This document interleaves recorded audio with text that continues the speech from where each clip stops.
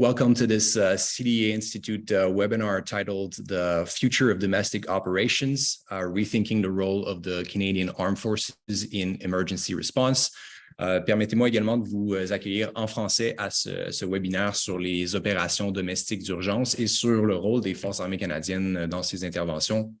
Mon nom est Marc-Olivier Quentin, je suis coordonnateur de recherche à la Conférence des associations de la défense.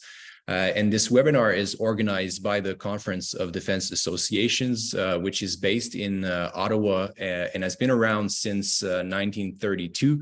We're an umbrella organization for 40 member associations who represent over 400,000 active and retired members of the Canadian Armed Forces. And our institute is a registered charity organization which conducts research and analysis and also organizes key events in the defense and security sectors in Canada, like the Ottawa Conference, the Montreal Climate Security Summit, and the VMI Gala. But importantly, we're also a space where a community of people who care about Canada's role in the world come together for open dialogue. So our goal is really to promote a facts-based and rational approach to defense and security policy in this country. So for today's webinar, we are very fortunate to have leading experts from the academic world, practitioners from the NGO sector, from civil society, and hopefully we'll also have a representative from the military if we can get him on a call. So we'll have a host of different perspectives today, and we really look forward to the conversation. And I believe that it is especially timely and relevant, considering the involvement of our armed forces in recent events like the wildfires in Quebec and Nova Scotia and elsewhere in Canada, and obviously also in the COVID-19 pandemic. And this type of domestic emergency in which the armed forces are asked to step in and to provide support appears to be happening with increased regularity in the last few years. And obviously this places a burden on the CAF and inevitably diverts some of the resources away from its core mandate, which is to protect us against external threats.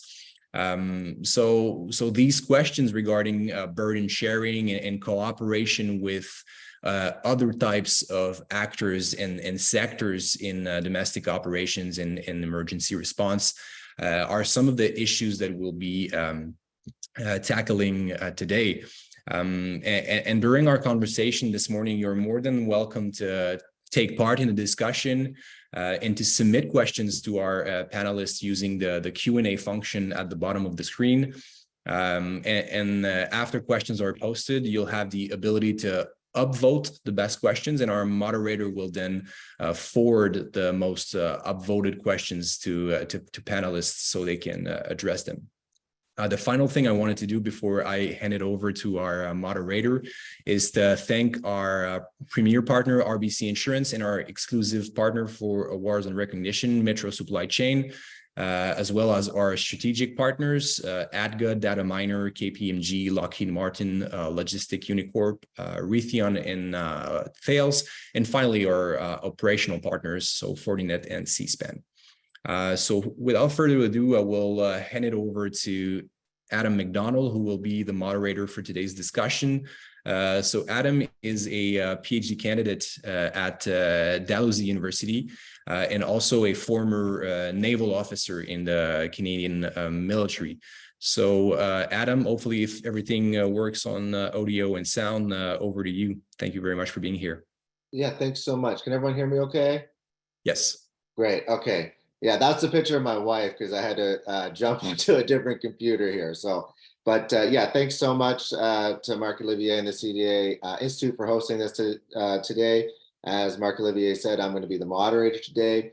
Super timely event given the unfortunate devastation that we're seeing about the wildfires literally from coast to coast affecting the country, which is increasingly going to become all of our lived realities as Canadians moving forward in the decades ahead. And so today we're going to be talking about the emergency management system in Canada, and specifically the role. What does the CAF or the military Canadian Armed Forces play in that? What should it do? What should it not do? What should it focus on? What should it not?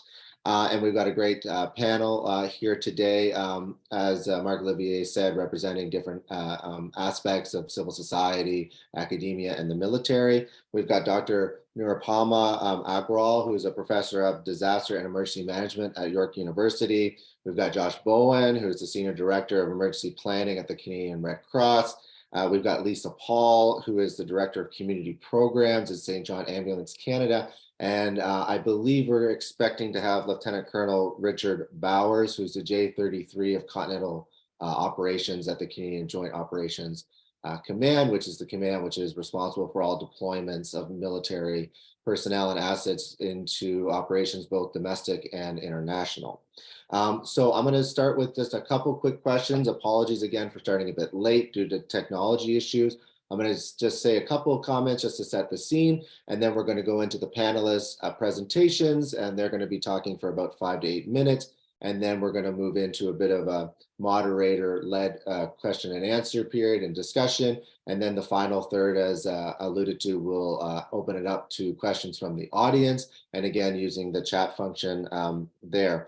So I just wanted to start by saying that we all know we're seeing the growing effects of natural disasters in Canada, and it's becoming what I think we should be terming like a lived experience for many Canadians. These sudden threats to their livelihoods, their communities, their economic well-being. And I think there's three really critical trends that are making this an increasingly problematic and difficult issue for the country to handle. One is we're seeing the simultaneity of natural disasters affect Canada. So these are happening roughly around the same time in multiple and diverse areas, which makes it difficult to allocate resources when you have multiple emergencies happening. The severity of them, we're seeing them increasingly intersect with communities, vast evacuation orders for large population centers. And we're seeing new areas and regions at risk to different types of natural disasters affecting Canada.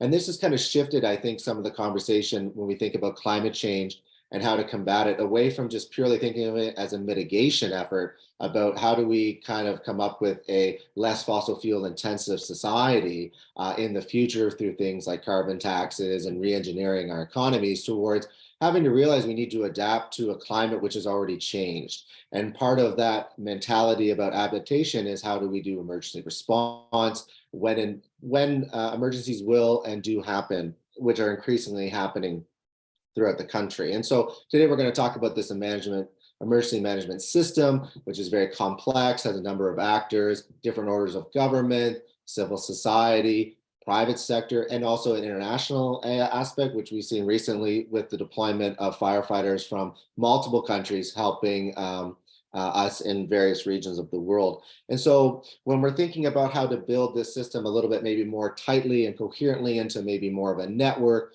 where we can think about how do we do things like prepare, warn, respond, and then regroup after natural disasters. I think there's I think of it as 4 challenges or 4 C's. One is competencies. Do we have the knowledge about current and future trends and forecasts about natural disasters in Canada? Things like modeling. How can we kind of foresee what's going to be happening moving forward? The second challenge is capabilities. Do we have the right human knowledge and material assets to combat natural disasters? The third one is capacity. So do we have enough of those capabilities to meet the demand, which is only going to increase over time? And fourth, and relatedly, is coordination. Do we have the systems in place to gather and transmit and share information, knowledge, including lessons learned about how to do these things? And so, as was mentioned, the military is usually and increasingly part of the disaster emergency response system in Canada. And it makes sense because it's really only the large personnel of people at the federal level that can be deployed. They have their own command and control system, their own communication systems, transportation. And so and increasingly have growing experience over decades of being called on to help civilian authorities with a variety of natural disasters, including creating dedicated capabilities throughout the year, specifically fire and flood seasons, to help when needed. And so the question today is really about, can and should the military keep doing what it's been doing in the emergency management space, especially considering that there's a whole host of other operational and other challenges affecting the organization. There's growing demands for deployments in the Arctic, in Europe, in the Indo-Pacific. We also have issues in terms of we want to get better knowledge and capabilities in new domains like space and cyber. And as well, we're having reconstitution challenges in the military, dealing with culture change, dealing with recruitment and retention issues. And so how can the military play a role in this system, especially considering that involvement in domestic emergencies has always been a core mission for the military, but it's really shifted over the last 10 to 15 years from really an as needed, maybe once in a while, assistance call to really a baseline duty, which requires increasingly dedicated resources, planning, and yearly deployments. And so hopefully that'll be included in the upcoming defense policy update, which should be coming out in the end of the summer, and thinking about how we're going to move forward and what the role of the military is going to be. And so with that, we're going to start with our panelists here today. I'm going to read their bios really quickly as they go through. So our first speaker is Dr. Nirupama Agrawal. As I said, that she's a professor of disaster and emergency management at York University. She holds a PhD in resource engineering from Kyoto University and a master's in hydrology from the Indian Institute of Technology, Roorkee. And her research and teaching areas include natural disasters and hazards, flood mitigation, adaptation to climate impacts, and community engagement for resilient building. And she's recently written a book, which is quite timely, which is entitled Natural Disasters and Risk Management in Canada, an introduction, which has been produced by Springer. So Dr. Agrawal, I'll let you start the panel. Thank you. Thank you for that introduction. Thank you for the invitation to participate in this panel. I'm so honored to be here. So let me start with a philosophical thought. Think of the big picture. In fact, the biggest you can imagine, the universe, our solar system, and then our planet. The entire system is dynamic, and it's constantly reacting to things happening at a very fast pace. So now fast forward to, let's say, the Second War, and the systems born out of the need of the hour, for instance, the United Nations. And then now another leap forward with a focus on this country, our systems. So they have evolved in the same way. I would like to share my screen to continue my thoughts. Can you see my screen? Yes? Okay. Yeah, we can. Okay, great. Thank you. Yeah, so we've been calling this system in Canada, so leap forward. I'm talking about dynamism, and things are constantly changing and we are reacting. So that's in our DNA. And that's how we're looking at civilian defense system in Canada, how it evolved. So I'm not talking about the Second War, post-Second War, but starting from 1959, we had emergency measures organization. And we are talking about federal level. So how the thinking was there, and whatever based on the knowledge at the time, systems were created, developed, and put to test, implemented. So 1974, we started Emergency Planning Canada, because before it was just response. Then we started in 1986, Emergency Preparedness Canada. So we started talking about, oh, planning is one thing, but we need to be prepared. For that. So preparedness, I'm leaving the Emergencies Act out of the conversation here. 2001 Office of Critical Infrastructure Protection and Emergency Preparedness was created. So the names also will suggest the thinking at the time. You know, all the names you will pay attention. I'll go through the slides, my thoughts a little bit. Then in 2002, Public Safety and Emergency Preparedness Canada, PSEPC. So OCPEP, I started working in this field in this country around that time, so 2001. And I have seen so many changes, and I can relate those changes to the thinking and the insights at the time, and also what's happening on the ground. So like I said, this universe is reacting to what's happening around it.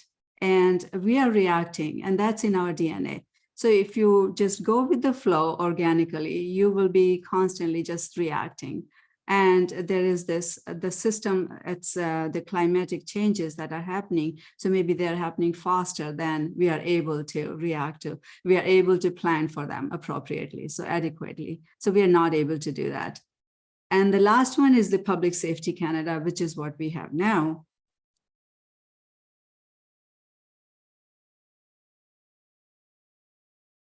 And so those are the agencies and a federal level, and of course, every level. That way, our system is quite robust. We have similar agency support at the provincial level, municipality level, and then there is private sector and there's NGOs. So we have those systems in place. They are connected in some ways. Maybe we can do a better job by constantly brainstorming what shall we do going forward.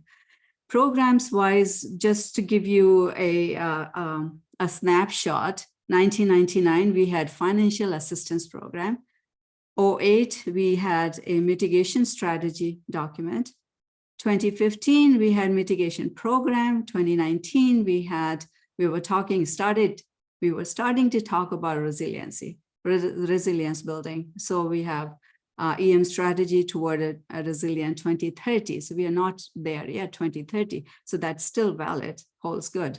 2022, we just last year, we brought about national adaptation strategy. So the focus is starting to be, you see the shift, resilient communities and strong economy. So strong economy, nobody can deny, but then also communities need to be resilient. And so look at the 2023, what Ontario has done is a kind of a good thing. The focus is entirely on empowering communities. Empowering communities is actually adaptation. Giving everybody a safe place to live and work is adaptation.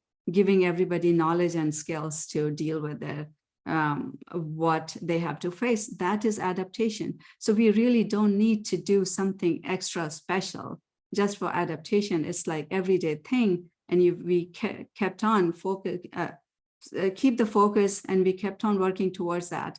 That's adaptation. So the Public Safety Canada, going back to the system we have now, is they have mandates. Emergency management is one of the four things that they deal with. So it's not the only thing they do. Then just another thought about the so-called emergency management cycle, or pillars. Some people call it pillars. So we used to have preparedness, response, recovery. Then we started talking about mitigation, preparedness, response, recovery. And now we have expanded it on both ends of the spectrum. Now we are talking about adaptation. Before that was resilience, so prevention, mitigation, preparedness, response, recovery. And then the thoughts came around because we saw so many large disasters like the 2004 tsunami, Indian Ocean tsunami, and on and on. So we started talking about it's not a good idea to leave everybody after the recovery phase. We need to actually stay on the ground. Maybe the agencies will shift, but we have to look after rehabilitation of the population. We have to look after reconstruction of the area. So that's how it expanded. Again, back to the same thought. We evolve all the time, and we continue to evolve. I'm not sure if my time is up. Just a couple more minutes, yeah. Oh, one more minute. Okay, so I will end with this thought. So if we set the goal, what is the goal? Which is one overarching goal. What do we want to achieve? We want people to be safe. We want to protect them. We want to reduce the risk. We want our economy to be strong. We want our essential services and infrastructure to be intact, to be impacted as less as possible, as minimum as possible. So to achieve that goal, we need to set small objectives, how to get to that goal, which is reduce harm to people and properties and the environment. So we protect communities, we look at equity, we look at, this is Vanuatu, bring coastal communities, pay attention to them, some resource allocation for them. Women power, bringing women into the fold at the forefront, decision-making stage, not retrofitting later on. Okay, let's bring some women in. But no, by design, from design, adaptation by design, and community empowerment and resilience and adaptation. So I'm creating a database that all the events in this century where CAF have been deployed, and they are about building a database, and you have attributes. So there are about 40 events in 2 decades alone. And of course, so I'm also working on past events. And like everything evolves, those things also have evolved. And with that thought, I will end my comments here. Thank you. Great. Thank you so much. I think they did a really good job of kind of going, as you said, from like the universal kind of intergalactic down to like a microcosm. And that's kind of one of the key challenges, is how do we scale things and connect those different levels together across time and space, especially in such a large country like Canada, even though our geography population wise is so concentrated in the southern areas, but still like a very long, lengthy corridor there. So thank you so much. Next, we're going to bring in Lieutenant Colonel Richard Bowers, who I said is currently the J-33 for Continental Operations at the Canadian Joint Operations Command. After he finished getting his bachelor's in history from the Royal Military College, he joined the Princess Patricia's Canadian Light Infantry, being initially based in Edmonton, Alberta. And he's had a number of regimental duties, including 2 tours to Kandahar, Afghanistan. Outside of the regimental duties, he's also held various positions, including being at the Canadian Maneuver Training Center in Wainwright, Alberta, as well as the 1st Canadian Mechanized Brigade Group headquarters. And currently, as I said right now, he's at CJOC, being the J-33, which has included also renewing the Joint Task Force West Domestic Operations Contingency Planning, as well as coordinating domestic emergencies on behalf of the commander of CJOC and the CDS. So Lieutenant Colonel Bowers, thanks so much for joining us today, and the floor is yours. Oh, and you're muted.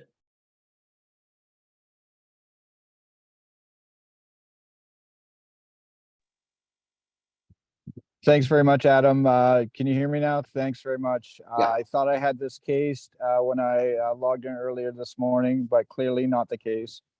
Thanks very much for showing your patience, and for Josh for holding my hand, to Marc Olivier as well. So a lot of my time in the military has been spent not doing domestic operations, which is great from a military perspective. The manner in which emergency management is, I guess, tasked as responsibilities in Canada, very much so is a provincial responsibility throughout the majority of the country. Some exceptions in a few different places, but largely a provincial responsibility. And the military has very little in terms of responsibilities for what we typify as domestic operations or disaster operations. The one exclusion to that really being search and rescue from a aeronautical perspective.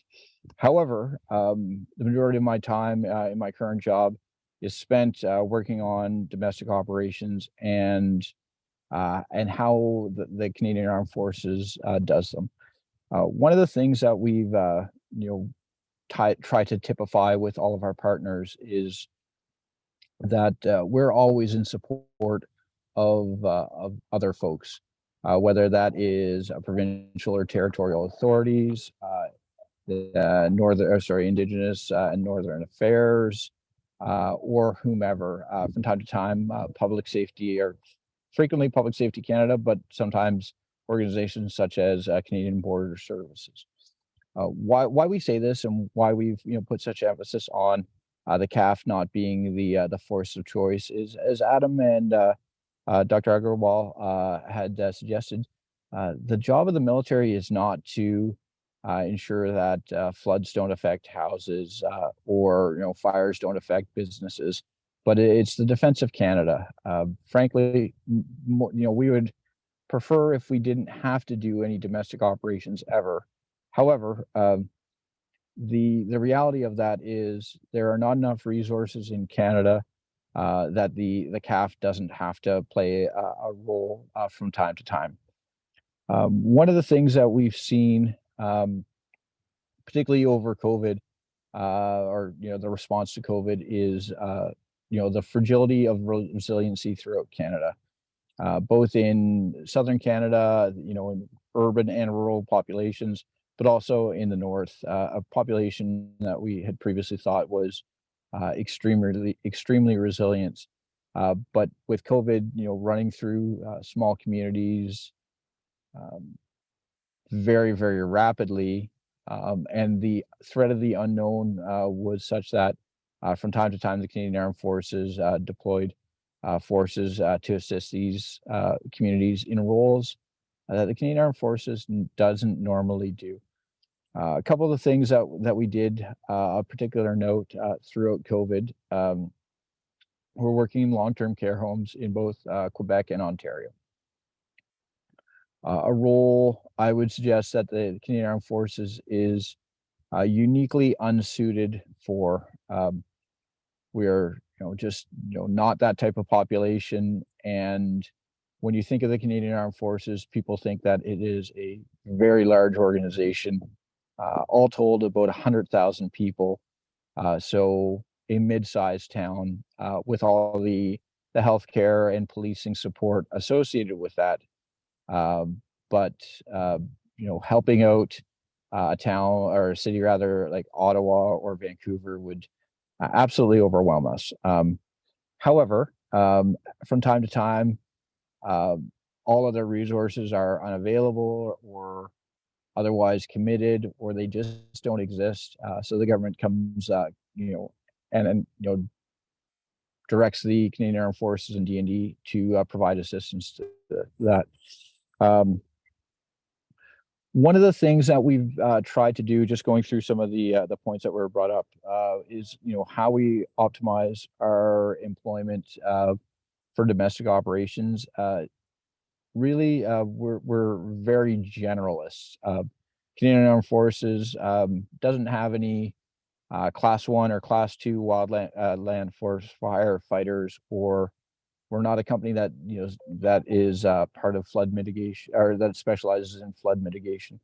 But we're organized. We're an organization that comes with what we call command and control, so the ability to accept and delegate and conduct tasks. We don't need that much support from other organizations, and we have a can-do attitude, and we understand that the province, the territory, the local community wouldn't be asking for our help if they hadn't exhausted all other options, whether they're NGOs or volunteer organizations or commercial options. And so whenever the Canadian Armed Forces gets deployed on these domestic operations, it's very much an all hands on deck and everyone pulling in the same direction, because it's to help Canadians in a time of need. One of the other things I'd like to sort of emphasize is various governments at various levels really enjoy the Canadian Armed Forces because, not to say that we don't have a choice in it, but we don't have a choice in what we do. We're told to do that by the government. So if we're told to provide a certain capability and we have that capability, we will. And I, having talked with Josh from CRC a few times about this, I don't know how these volunteer organizations or NGOs produce the amount of effects that they can. It's amazing. And one of the things that the CAF, it's very easy to recognize the CAF on these domestic operations. As you can see for the forest fires in Quebec just recently, the Prime Minister had a press conference on a military base talking about military folks. However, the real heroes are the folks from SOPFA, the NGOs, the volunteers, the firefighters that do this every day. And for the most part, like the CAF is a relatively minor player in the EM scheme, but I would say, very good at promoting ourselves because we've really invested in our public affairs branch. So if we're doing domestic operations, we have someone that's taking pictures of it, someone that's making press releases, and someone that is tweeting about it. I wish these other organizations wouldn't be so humble, and more credit could be put on CRC, on St. John's Ambulance, on these other organizations that do the lion's share of the work on that. And with that, I'd just like to thank everyone and apologize for my technical ineptitude. I thought I had a case, but I was wrong. Thanks, everybody. Thanks so much, Colonel Bowers. No problems with the tech issues. I was like just not having the best morning, my goodness. What I thought was interesting when you were talking is, and this is kind of a military term that's used a lot, is this idea of like mission creep, which I think a lot of commanders and people involved from the military side in doing domestic emergency are maybe a bit concerned about increasingly being asked, as was given the examples during the pandemic, of really just filling in the gaps when there just seems to be no other capacity, especially sometimes just physical bodies to go and do certain types of work. And so I think we'll be circling back to that. And I just wanted to quickly just mention in the chat, Dr. Andrea Sharon made a really good point that I wanted to just highlight here. When we're talking about the military's assistance in these things, it's not an aid to civil power. That's not what we're talking about in terms of, because it is possible sometimes where the military would be deployed to kind of restore constabulary order, but that's not what we're talking about here. This is requests for assistance. So provinces go to the federal government, specifically the military, and ask for assistance, and then ultimately it's up to the CDS to decide. So we're really today looking at the request for assistance in terms of military support as part of, again, the larger emergency management system. So we're not going to be talking about any sort of potential aid to civil power types of issues there. So with that, we're going to move on to our third speaker, Josh Bowen. Josh has more than 18 years of crisis leadership and emergency management experience and training in disaster, military, and academic settings. As I said, he's currently the Senior Director of Emergency Planning at the Canadian Red Cross. He's also a subject matter expert supporting Public Safety Canada's National Risk Profile Initiative and Environment and Climate Change with Canada's National Adaptation Strategy, which again has been mentioned a couple times before, and hopefully we can kind of dig into what exactly that strategy is, because I'm not too sure many Canadians actually know what that important work is. Before joining the Red Cross, he spent 5 years at the Northern Alberta Institute of Technology, where he had several roles, including as an instructor in disaster and emergency management program, and actually led the organization's response to COVID. Prior to that, he also served 13 years in the Canadian Armed Forces as an infantry officer, and during this experience, he was directly involved in 5 disaster response operations, including wildfire and flood responses, and leading projects with national strategic implications, bringing together representatives from across federal departments and provincial governments. So Josh, thanks very much for joining, and the floor is yours. Thanks very much, Adam. And thank you to the other panelists. I mean, this has been a rich discussion already. It's my distinct pleasure to be here to discuss this topic on behalf of the Canadian Red Cross. This week marks the 10-year anniversary of the 2013 Southern Alberta floods, and I was a part of that response as a member of the CAF when we surged into High River in Southern Alberta to support search and rescue operations alongside members of the community and the RCMP. Elsewhere across the province, the CAF supported sandbagging operations to protect communities and infrastructure. Within a matter of days, the CAF's mission was done, and we returned home. But that really isn't the end of the story for those who were impacted by the floods and forced to evacuate their homes and communities. The humanitarian sector, including the Canadian Red Cross, St. John's Ambulance, and many others, were on the ground supporting people in communities in need before the waters crested. And they were there long after the waters receded and people began that long process of returning to their homes to assess and repair the damage. If we fast forward to right now, over 84,500 people across the country were evacuated from their homes due to wildfires in May alone. Summer started yesterday. We're all expecting to see a hot, dry summer with a continued cycle of heat waves, wildfire response, and more evacuations. The systems that people rely upon for assistance during these events are challenged to deal with this ongoing and concurrent number and volume of events, as Adam, as you've already sort of explained. The COVID-19 response saw a much better whole of government approach that really recognized that events transcended departmental mandates. There was increased collaboration and coordination as we responded to a common crisis that required collective efforts across jurisdictions and civil society actors. This was hugely successful in supporting Canada's response to COVID-19 and remains relevant in recovery. Post-COVID, unfortunately, we're seeing a return to a siloed approach to readiness, which results in duplication of effort, inefficiencies, and a lack of a cross-cutting view and coordination. We have an opportunity right now to take the lessons from the past few years and really improve operational effectiveness across Canada's emergency management ecosystem.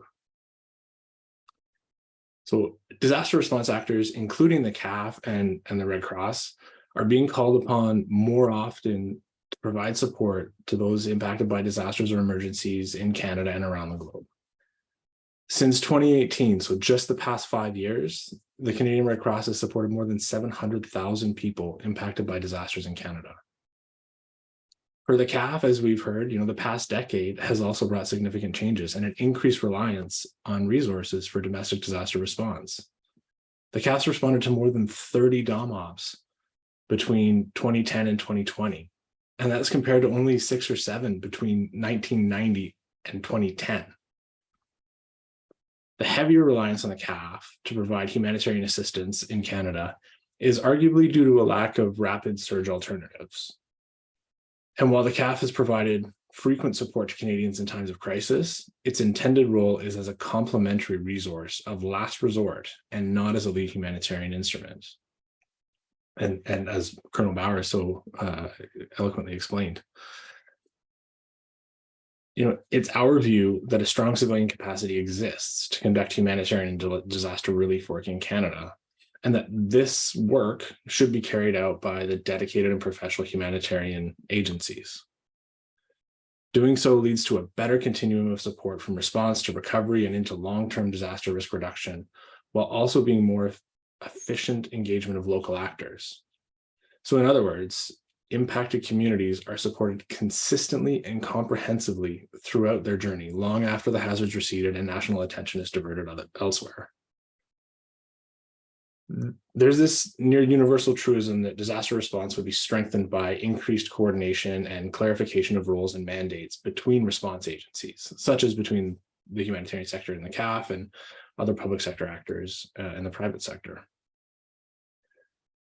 Disaster response events of the past few years have demonstrated the challenges of taking an ad hoc and siloed operational response approach. More specifically, there's a lack of predictability in terms of what actors can respond, when, how, and for what purpose. Public authorities are often unclear about what response instruments are available to them in order to meet the demands of the rising risk environment. The result is the absence of a holistic view of Canada's readiness capacities, our core capabilities, and there isn't really a comprehensive response plan. This means that the CAF is being used as a short-term cure, really, for a much larger issue. So we have an excellent opportunity right now to increase collaboration for readiness and to create a coordination table for pan-Canadian event response. So on that first point, increasing collaboration for readiness, Recognizing that all hazard risk events have interdepartmental, interjurisdictional, and whole of society impacts, we would welcome a discussion on collective risks, readiness capacities, and mandates. So, for example, convening a series of meetings across federal departments and including the provinces, territories, First Nations, Inuit, and Métis communities, and the humanitarian sector would be a significant step forward for gaining clarity for the remainder of this disaster response season, and it'll set us up better going forward. So additionally, conducting joint readiness planning sessions and exercises to address large-scale events, as well as looking at the concurrent smaller events across the country that are drawing on resources that we're seeing now. These would be an excellent short-term solution. So on that second point, creating a coordination table for Pan-Canadian event response, we welcome increased governance and collaboration in the federal, provincial, territorial, and Indigenous leadership space. With more events that transcend departmental mandates and provincial and territorial borders, we have found immense value in the collaboration tables where operational coordination discussions are occurring in conjunction with our federal and provincial partners. Institutionalizing a coordination table inclusive of auxiliary actors like the Canadian Red Cross that can provide pan-Canadian real-time operational insights would increase operational efficiency and ultimately limit the impacts that disasters have on the lives of people in Canada. It's clear that we must do more to strengthen, adapt, and modernize our collective national preparedness tools. This includes the adoption of a permanent civilian humanitarian response capacity.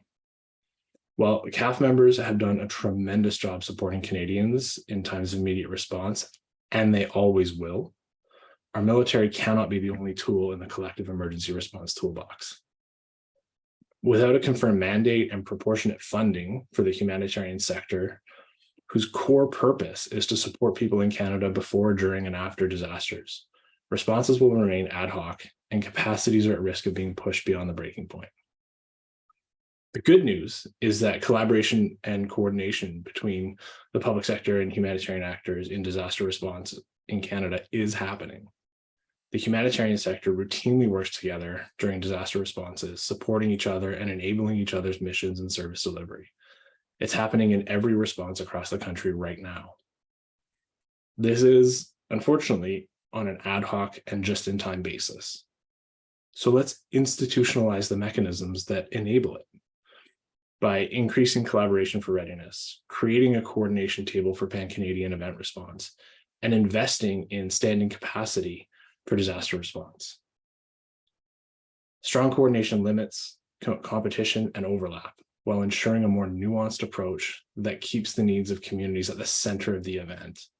Because I think we can all agree that at the end of the day, success of any response efforts will be judged by the household and individual level in times of crisis. So thank you, and I'm really looking forward to the rest of the conversation. Great, thanks so much, Josh. There were so many interesting things that you said there. I found, one of the challenges, as you mentioned, is especially during times of crisis, it's like, how do we get our head above the weeds and kind of think ahead and forward while we're still dealing with emergencies and challenges and concurrent activities and creating that space. And I think that that's a very large challenge, but a necessary function. I think we're going to get back to this idea about, as you said, maybe creating a dedicated civilian capacity. There's a question in the chat that's linked to that. And that gets into this question about, again, we're already seeing different types of approaches going on. Do we need kind of a stronger hand, kind of more top-down approach? Or do we need, again, a more evolutionary approach that was talked about at the beginning through a bunch of kind of iterative stages and learning gradualism? And again, I think that no one really has the perfect kind of answer, but I think that it's good that there are options and that there's thinking about it as a system and not necessarily individual events or individual regions. So that was great. Okay, and finally, on our panel, we have Lisa Paul. She is the Director of Community Programs, as I mentioned. She's very passionate and specialized in operational programs and services of significant value to society. Key areas of focus for her work have been and are community safety, youth leadership initiatives and mental health and well-being.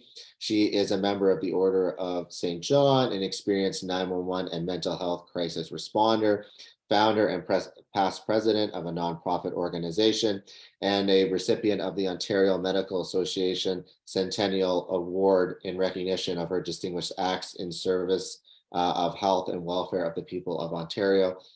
So Lisa, thanks so much for being here today, and the floor is yours. Perfect. Thanks so much, Adam.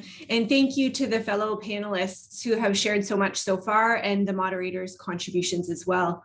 I too am going to share my screen here just for a little bit of background noise for you as I go through my presentation. But I'm going to really take an approach when I'm speaking today from, I guess, from a pragmatic and operational perspective, because as an NGO, St. John Ambulance is certainly not an expert here to suggest when to deploy the Canadian Armed Forces. However, we are a venerable organization here in Canada and around the world. And since the time of World War I, we have been involved in domestic and international emergency management efforts, including response to both natural and human-induced emergencies and disasters, working alongside CAF in many of those situations. So today, I'm going to use a simple real-world example to highlight the importance of mobilizing existing community resources to increase capacity and local resilience. And I'm very interested, as Josh has mentioned, to continue the conversation and move on to action steps, because my curiosity remains: how does Canada successfully and appropriately leverage CAF while creating an effective nationwide civil military collaboration model? And I encourage us to learn from what CAF does well and use that to better mobilize and leverage civil society. So as a former first responder, I always like to start by acknowledging that the first boots on the ground and the last to leave are the citizens from those impacted communities. Research published in recent years suggests that spontaneous community response is often overlooked in emergency management plans. Yet they're the first on site, they're the last to leave, and they're often the most severely impacted. So embodying a whole of society approach, especially to nature-triggered disasters, means that we must empower communities and improve our own abilities to mobilize and manage those spontaneous community responders. Because the fact is, they're there and they're helping. The choice is, do we overlook that or do we leverage it? And I recently read a great article in the May edition of the Canadian Journal of Emergency Management, and it highlighted that during times of humanitarian need, the CAF is engaged in most often 4 circumstances, 3 of which I believe are not considered to be a last resort, such as using military assets as a substitute for civilian workers. And I've observed this myself. I want to share an example from a few years ago responding to an instance of catastrophic flooding in a Canadian municipality. St. John Ambulance was contracted to be there on site, set up a field hospital and the evacuation shelter, and to really assist with emergency health services. But to get into this small community, there was one road which, during the hours of initial response, was dotted with dump trucks and passenger vehicles, emergency response vehicles, and tanks. And my first impression was to think, we're not even on the ground yet. And the tank carrying the last resort is 4 vehicles in front of my ambulance. And I asked myself, is this a situation of deploying the CAF as an asset when capacity has been reached, or as a habit? And so in that community during Op Lentis that year, I watched swarms of Canadian Armed Forces members at sandbagging piles 24 hours a day. They were working hard, exhausted, and being as productive as possible. But I looked around that sea of green and I asked myself, where was the municipal people power? Where were the sandbagging machines? Where were the citizens? And where were the other regional NGOs to assist? And so you may think that that's an example of a community that was perhaps unprepared or didn't expect the floods, but that was a community that floods every year. That year was exceptionally bad, but the principles of emergency management and the concept of a whole of society approach was not functioning well. And so I even on that site witnessed a contingent of 15 or so civilians armed with strong backs and shovels, and they were actually turned away from a municipal sand pile because there was no agency on site to manage them, which then caused a liability. And so unfortunately, about half an hour after that, the output wasn't meeting the waterfront demand, and the St. John ambulance medical teams were then asked to come out of the field hospital and to spare members to sandbag. And this occurred until a very clever and very experienced emergency management professional followed that trail of those 15 determined shovels.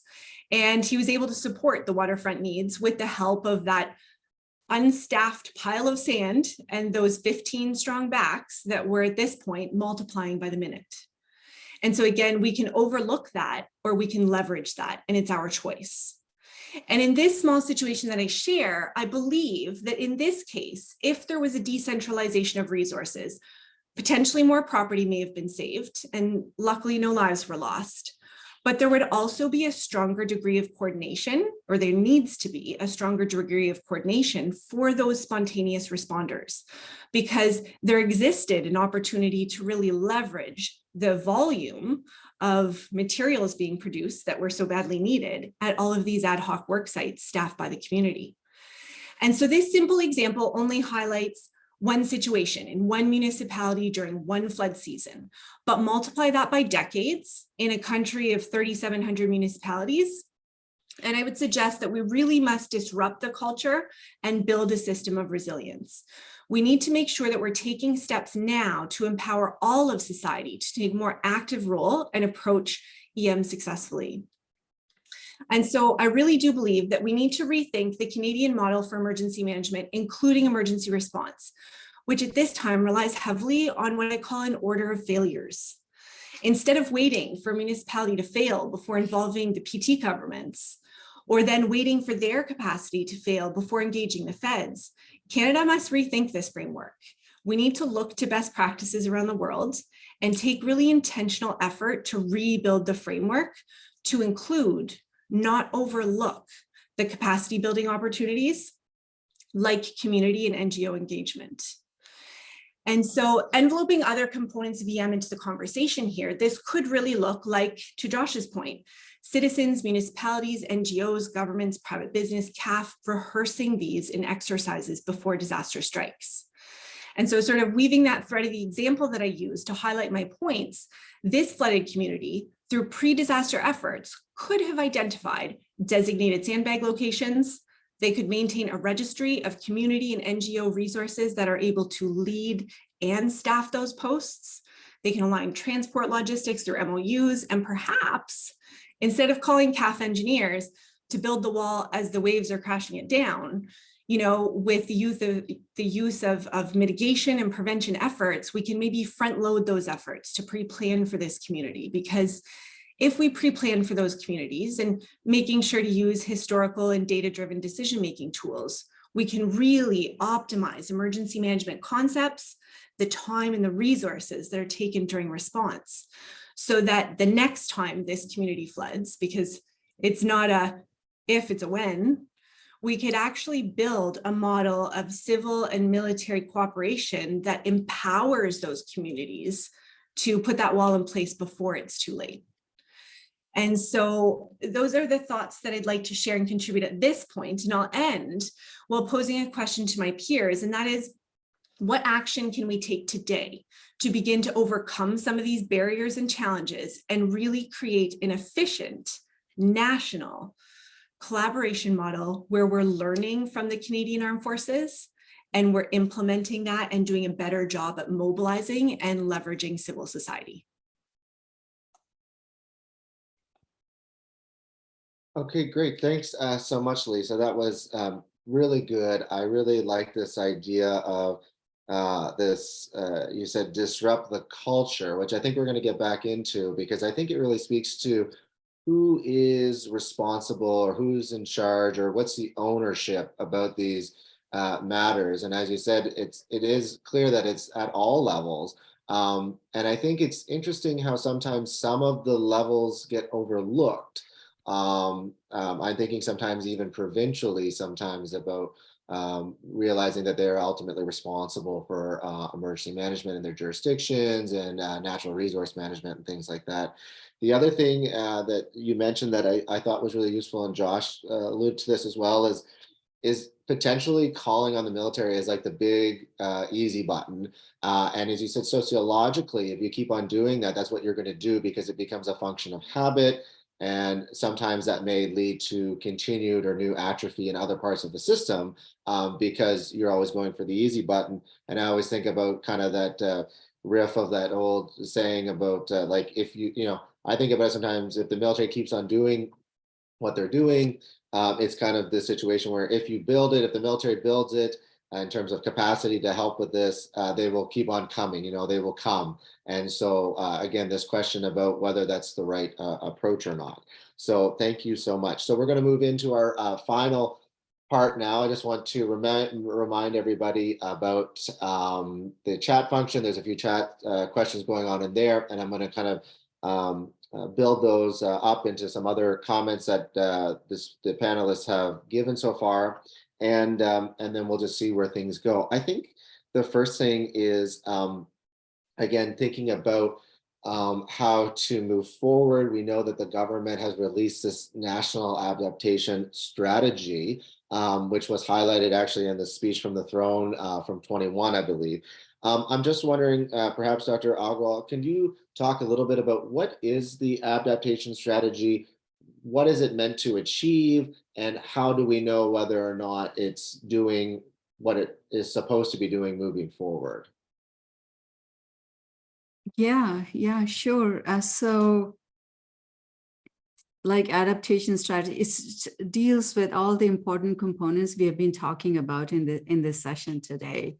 All the pieces, we already have those systems, and how they will, again, the overarching goal should be to minimize loss and to maximize and to continue to support a strong economy and all of that.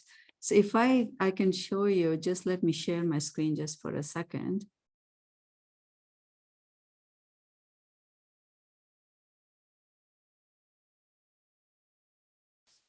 So you can Google it and you will find the document is not very, very big. And there are some infographics here. We'll just go to the, okay. So the government of Canada has released Canada's first national adaptation strategy for final comment.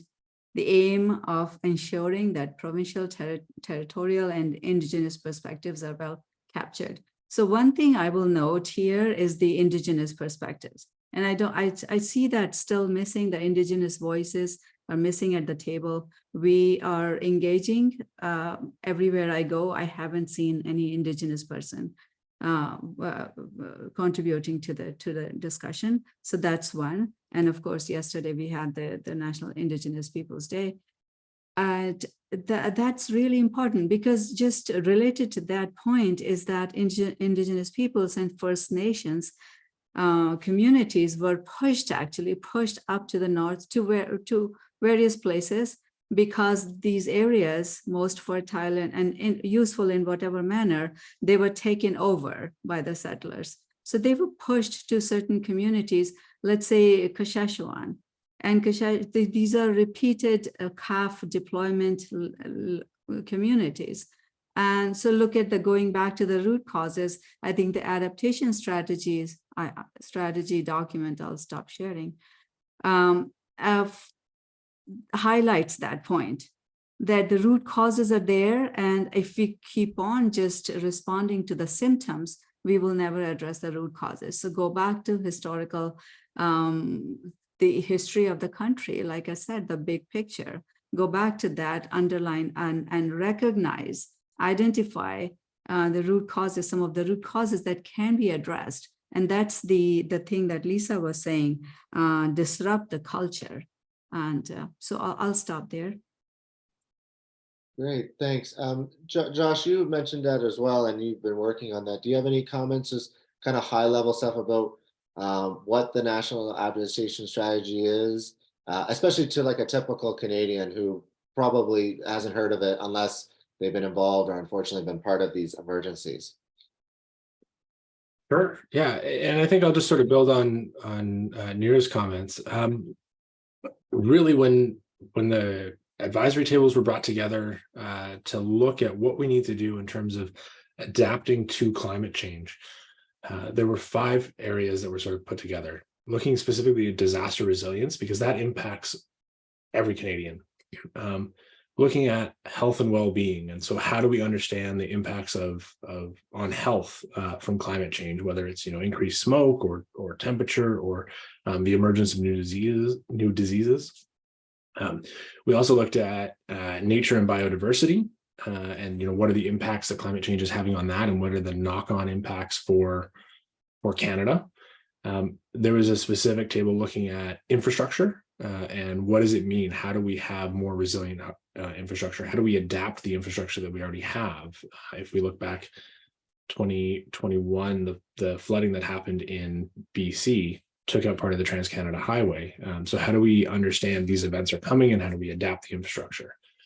And then there was a 5th table that was looking specifically at how do we adapt the economy, and how do we ensure that we have the workforce that we need going forward. And so really understanding all of those 5 different areas within a climate change lens. How do we adapt the structures that we have in place and the systems that are in place to ensure that Canada is able to continue thriving well beyond 2050 and into the future? Yeah, great. Thanks so much. I mean, it sounds like one of these things that should be like a living document, as you said, that gives direction, but also evolves over time. And as you were mentioning, it's kind of a comprehensive acknowledgement that that climate change in Canada is about adaptation and not just solely mitigation in terms of kind of emissions, which are super important, but more, as you said, holistic, on the ground things that affect people right now. Colonel Bowers, I want to go to you about, I think one of the most confusing parts of the system involving the military is, how does this work? How there's, as Lisa said, there's a local emergency, and then someone decides, let's see what the feds can do to help. We know that public safety, I think, is usually the organization in which those calls go through. So how does it get to the federal level and then get into the military? And then how does that process work in terms of the military deciding this is what we're going to send or how we're going to respond? Thanks very much, Adam. I think it was Dr. Agarwal that mentioned that all emergencies are local emergencies. Doctor, if I'm misquoting you or one of the other panelists, my apologies. And I think it's interesting that I think Lisa said the first and last people there are not first responders, as we see them, but they're, civilians, they are neighbors, they are friends, they are family, which is really important. It's not the way that we normally look at it. Being a part of the government, we think in terms of big building blocks, because that's the way that the military thinks about it. It is our vehicles and and our units that we use. But talking about how these happen, we have a lot of infographics in the military that I don't have access to because I'm on alternate means here, sitting in a parking lot. But that being said, every emergency is a local emergency, and if a local emergency organization, police, fire, etc., can deal with it with their internal resources, they do. Then if they can't, they ask their boss. I use that term very loosely. Being in a hierarchical organization, it works the way I think, but they talk to their neighbors, their the local or their adjacent fire departments. They talk to the province, and if they can solve it, they'll solve it. At about that point is when the military starts getting wind of this, when it hits the provincial level. We have provincial liaison officers and territorial liaison officers throughout the country. When it starts going to this level, the military starts being aware of it. So it'll hit the provincial EM, which varies across the country, who will then say, we can't deal with that with our internal resources. Hopefully they do a check and don't just say, we'll ask the feds because it's easy.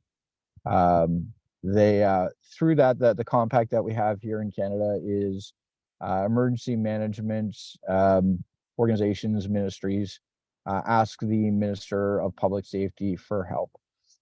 We need these things that we don't have. There are Canadians in need. At that point, the Minister of Public Safety, the Government Operations Center here in Ottawa will do a division of labor. Sometimes it'll come to the CAF, sometimes it will go to DFO or Transport Canada, depending on the type of request.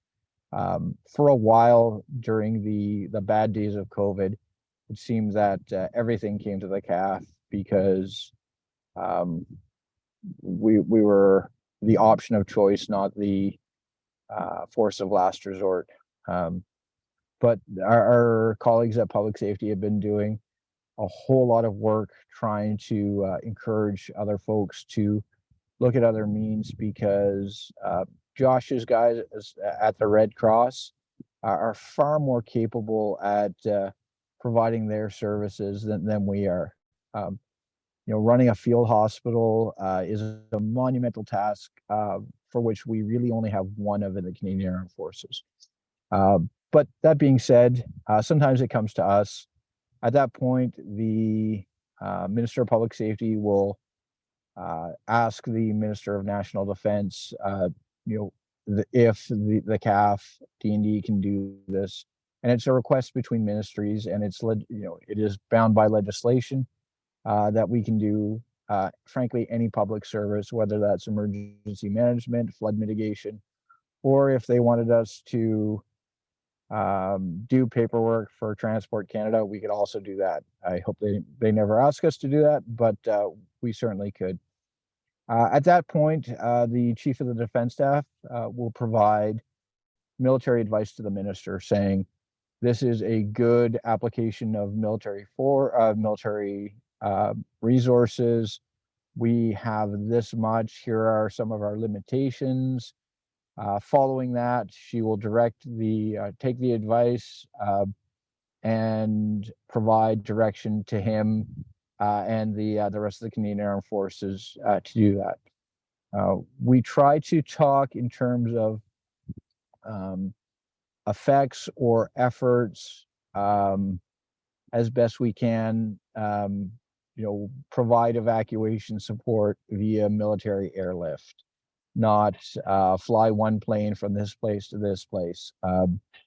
Being a bit more general allows our individual commanders and soldiers, sailors, and aviators to actually use their own creativity, assess the situation on the ground, and provide the best result.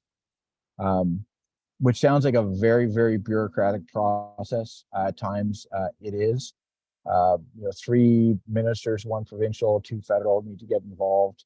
However, these folks are enabled by their staff to make the decisions in a pretty timely fashion. Not nearly as quick as everyone would always like, but it is at times a very speedy decision that's been made. A couple of examples were, fires that were threatening a remote First Nation in Manitoba. Everyone wants to say yes because everyone has, either been exposed to that or, puts themselves in the shoes, so to speak, of those people about how to do that.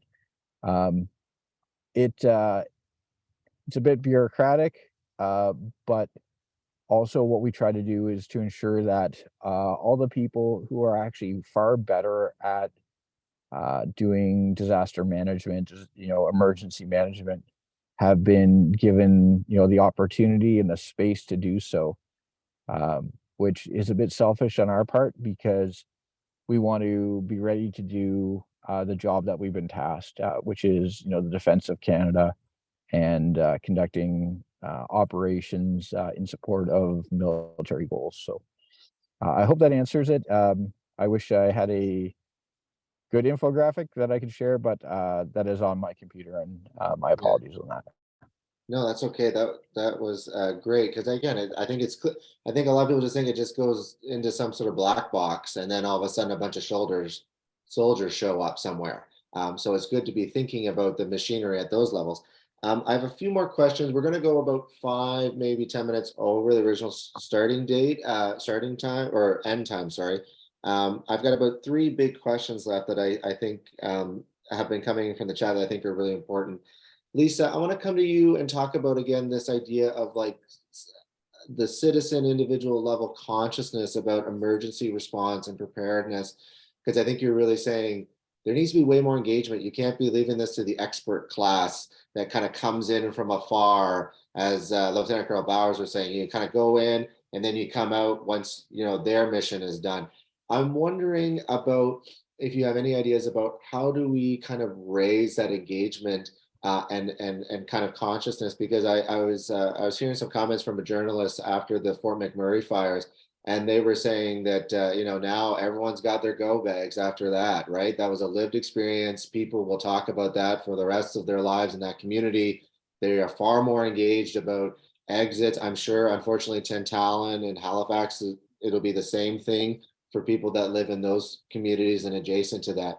Is this something that can be kind of taught or transmitted, or is it something that unfortunately people just need to have lived experience from, and then that's kind of how they start kind of it becoming a greater priority? Do you have any ideas about how do we get this emergency response first responder kind of consciousness into the individual level a bit more?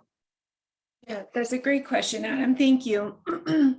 And I think it can be both. I think that certainly the community body, through these lived experiences, ends up having concerns at the end of the day once they've lived through these floods or these fires or tropical storms, for example, or the pandemic. And we see that increased level of concern. And actually there's a great amount of statistics now coming out to show us that degree of concern. But unfortunately, there are more communities and citizens concerned than there are individuals who are taking preparatory steps to make sure that they can grab that go bag and go. So I think, to your question, the lived experience and the level of concern after living through these events will certainly help to sort of ignite that fire beneath the community to learn more or want to do better. But we can also educate, we can also raise awareness, we can train. These are things that can be certainly provided to the public. And I think that you're looking at organizations around this table today that can do a great deal of that teaching or awareness raising. I mean, for example, you've got universities that are pumping out statistics and research and papers and can help to educate people. You've got the farther end of the spectrum where you've got NGOs like St. John Ambulance reaching hundreds of thousands of people a year with things like first aid training and mental health training. Well, why not emergency preparedness training? And so there are great opportunities to both leverage it's not an opportunity to leverage the time of lived experience and concern, but to also prepare ourselves to educate and raise awareness in our communities. Okay, great. Thanks so much for that. Yeah, I think going back to Josh's points is about that there are like pockets of knowledge, capability, and it's about how do we extract that? How do we better link that to the needs from where it is? I want to kind of bring this up to the higher level because we had a question, and I think it usually comes up quite a bit about, do we need to do something big? And if we have to do something big about emergency management, why are we doing it? And this is Josh had mentioned about there needs to be like a civilian emergency management force. And this always gets usually linked to this idea that, the Americans, have FEMA. And so I'm wondering, perhaps Dr. Agrawal, I'll have you start and then maybe get to Josh and anyone else about, is a FEMA type of organization, do you think that that's possible in Canada, or is it just too kind of complicated with jurisdictions and as you said, that kind of more gradualism that seems to define the emergency management system in Canada? Do you think that that's kind of a feasible and even a reasonable idea, or are there other ways that we could look to kind of tweak or mold the system a bit? Yeah, so a couple of thoughts about that is FEMA, first of all, they also evolved after post 9/11. They created the Department of Homeland Security, and the FEMA was under that. Before, FEMA was directly at the federal level. And so they lost that. But another point is that there are lessons to be learned from the FEMA model.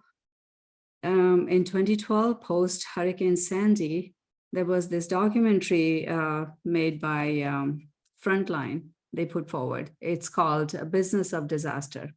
And that exposed all the loopholes and how corruption was rampant and how people actually did not get enough compensation. Instead, it was the lawyers and the middlemen. They could pocket a lot of money.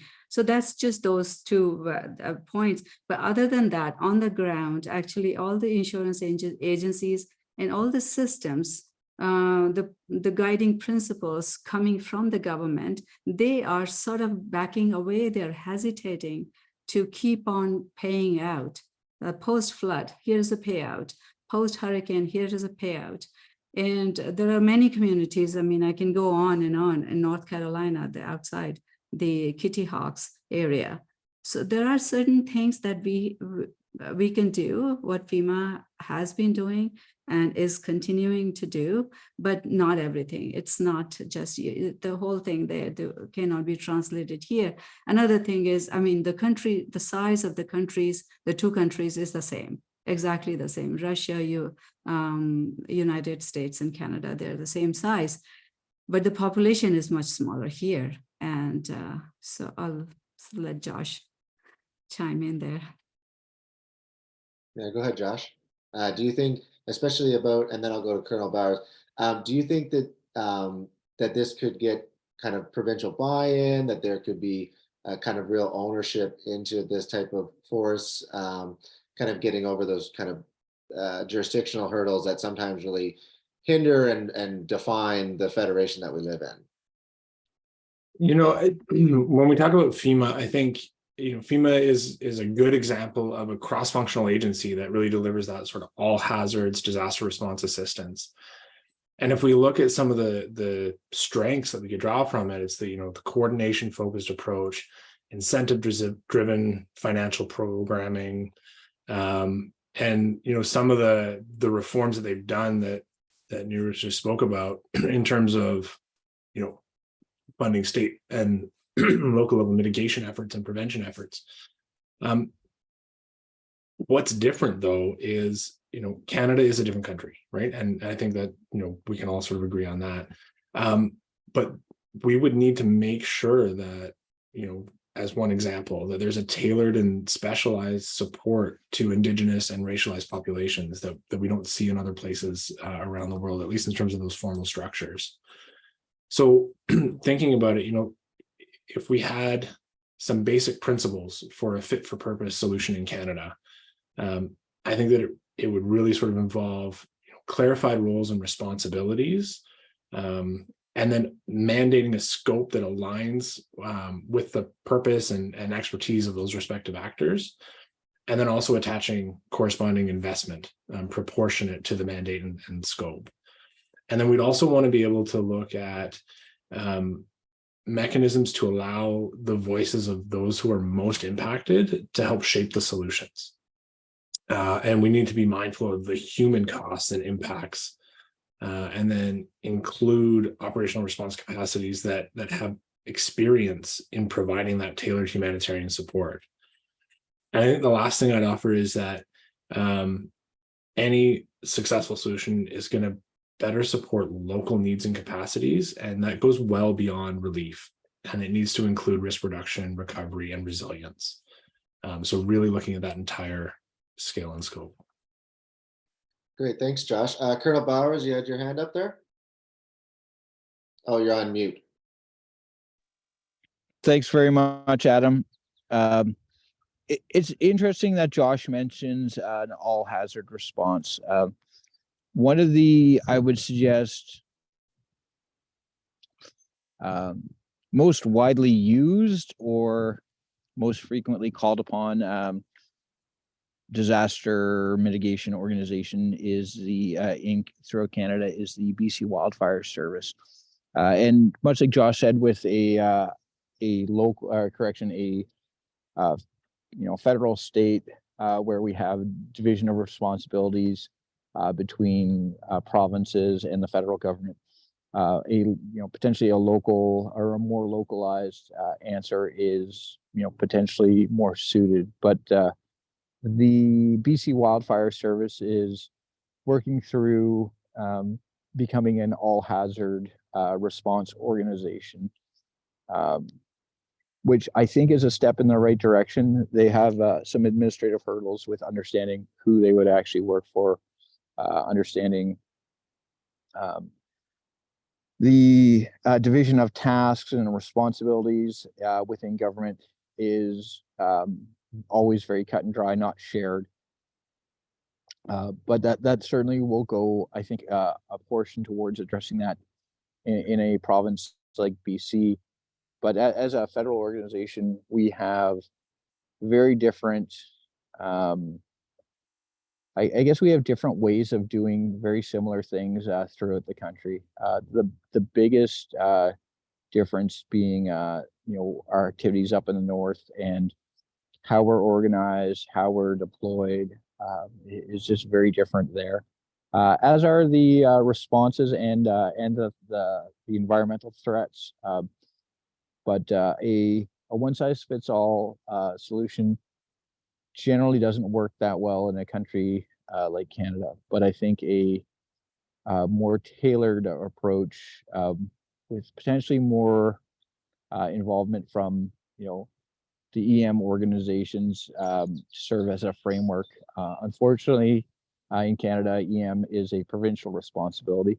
So the unity would need to come from not through necessary legislation right now, but through maybe moral suasion to do so. That's just my thoughts on that, Adam. Yeah, great. Thanks so much. Yeah, so we're going to go into 11:40, so we've only got a few minutes left. I've got kind of two questions left. The last one I'm going to ask everybody, but the second last one, I want to go to Lisa first. And actually, we haven't talked about really in this whole conversation is the private sector. And in Canada, is the private sector, like how does it feed into or as part of the EM system? If other people want to come in, feel free to do so. What's your sense, again, on that kind of ground level about the role of the private sector? Is it largely kind of ad hoc and kind of just when emergencies happen, then things get mobilized? Or is there a better way that we can try to integrate and connect into that private sector and leverage some of the really the capacities and the skills that they could bring to bear during emergencies?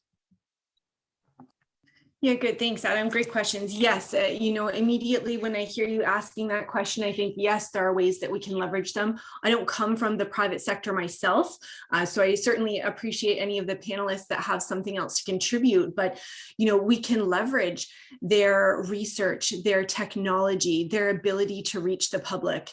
And I really do feel like there are ways that they can be leveraged before the day that we have to respond. So I certainly see that our partners in the private sector have a big role to play at the table moving forward.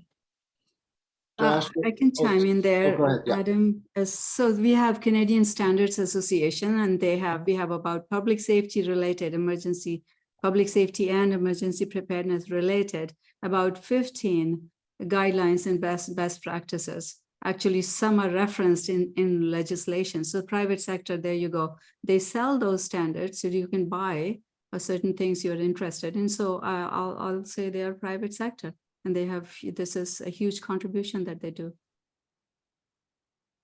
Josh, do you have anything to say before I go to Colonel Bowers about kind of private sector? Is it properly integrated? Is it being underutilized and resourced or asked upon?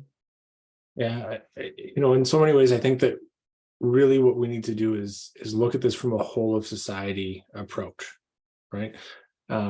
One of the things that happens so often is when we evacuate communities, the the organizations that have the networks already established to deliver service, to be the community hub, to make sure that we've got supply chains working in those communities, are evacuated as well.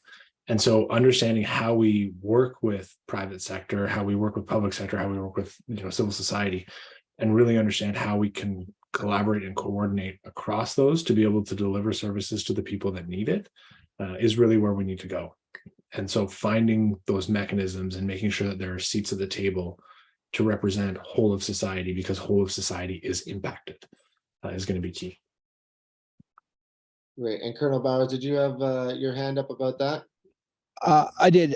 So not to go back to always focusing on BC, but for example, the Canadian Armed Forces has about 150 odd helicopters dispersed across Canada. BC Wildfire Service has access to about 400 different helicopters in the area around BC. So, and they're all on contracts, and they all have the relationship with BC Wildfire Services to allow them to use them very quickly, very efficiently, and they're really good at it. So, it's if you looked at that, that would be a public-private partnership, if you will, and how they deliver those assets. And those companies are doing great work for Canada, and they're also making money from it, which isn't necessarily a bad thing. And frankly, generally, it's better than using Canadian Armed Forces helicopters because, one, they're better at it, and two, the money generally goes back into the economy. And I think that's an interesting point that people rarely look at. And I think one of the things, and that's just sort of answering the facts, but whether you want to call it whole of society or holistic or whatnot, involving people in early on with this, whether it's us talking with the Red Cross and taking advantage of relationships that people have, in knowing individuals, but we do this with public safety throughout the year, both federally and certainly regionally. And I think it is, getting the people at the table and understanding how they operate. And Lisa, one of the things that I think I'll take away from this is that we always think, municipal, federal, or municipal, provincial, federal, but you're absolutely right. The guy who wants to help his neighbor, that's the real juice. That's where, we can, mobilize not 100,000 Canadian Armed Forces members, but 40 million Canadians. Sounds pretty powerful to me. Getting there, I think, is going to be the challenge. And I think part of that will be grassroots, but also some leadership from, academia and hopefully from government. But, we have an opportunity here to, mobilize, a great cutting sector here with, academics, people in the NGO space, and as well as folks who work in government. I hope next year this isn't run by the Canadian Defense Association. I hope it's run by another organization that doesn't have the Canadian Armed Forces doing domestic operations. We don't want to do them. We'll do them, and we'll do them really well when asked to. But there's so many people that are so much better at it than we are, and I think it is a great gap-filling effort in military parlance. But if properly resourced, I think we can get a lot more money, or a lot more effects for the investment that we make right now. And I will certainly stop talking now. I have to actually go run a coordination center session with our domestic response people across the country. And I really thank you, Adam, and the whole panel, and Marc Olivier for putting this together. But I need to get going. I'm already a bit late. Thanks, everyone. Okay, thanks, Colonel Bowers. And yeah, that's ended our time for today. I'm going to hand it off to Marc Olivier to wrap up. And I just want to just personally thank the panelists. And again, it's kind of not about having these meetings and finding like the big silver lining or the big solution. Sometimes it's about grinding through, as you said, and having these conversations and figuring out how do you bring more relevant, important actors to the table, the lessons learned, the sharing, because some of it, you know, it's interesting. Sometimes we talk about the sparsity of like, we don't have enough of this, or we would really need more of this. And then sometimes you hear about conversations, whether it's knowledge, experience, capabilities, and you say, wow, there actually is quite a lot that exists out there in that ecosystem. And how do we better connect it? So it's not really an either or thing. And so hopefully, again, we can continue to have these conversations, national level conversations that continue on, regardless of whether they're brought about, unfortunately, by dramatic events like we're seeing in the fire season this year, or the flooding in BC last year, which I think was shocking, right? Having Vancouver isolated for a number of weeks. So anyways, I'm going to hand it off to Marc-Olivier, and I just want to thank the panelists one more time. And Marc-Olivier, over to you. Right. Thank you, Adam. Yes, we're more than 90 minutes in now, so I think we'll wrap this up. But thank you very much, everyone, for attending, and a special thanks to our panelists and moderator for what was, I think, a very engaging and important conversation. And for your information, we're also planning to release a full issue of our official journal called On Track on this very subject, which will feature contributions from our panelists, and we'll dive even deeper into some of these issues. So keep an eye out for this publication, which we should release in late summer or early fall. And before I let you go, we simply wanted to point out that if you'd like to be notified when we organize events like this one and when we publish research on related topics, feel free to subscribe to our newsletter, where we put all of this information on through our website, cdainstitute.ca. So thank you again, everyone, and we hope to see you again in our future events.